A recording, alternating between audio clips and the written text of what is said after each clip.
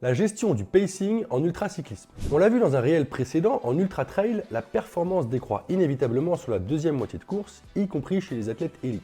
Mais qu'en est-il en ultracyclisme? Est-ce qu'il vaut mieux se préserver en début de course pour lisser son effort et rattraper tout le monde par la suite?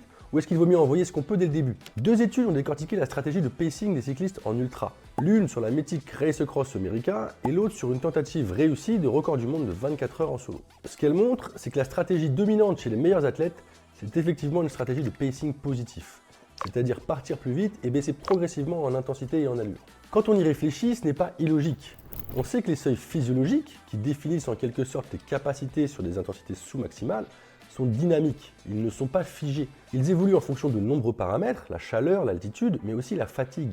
Sur des formats aussi longs, tes seuils vont donc inévitablement baisser au fil de la course. Si tu souhaites optimiser ta performance, tu as donc peut-être intérêt à balancer les watts que tu peux balancer à l'instant T en état stable, car tu ne pourras peut-être plus les sortir dans quelques heures, ou en tout cas pas en état métabolique stable. Ces watts n'auront plus le même coût pour ton organisme. En te préservant, tu t'empêches la possibilité d'aller chercher ces watts. Tu perds peut-être du temps que tu ne pourras pas rattraper plus tard. Alors attention, un pacing positif, ça ne veut pas dire partir à bloc, se cramer et survivre comme on peut.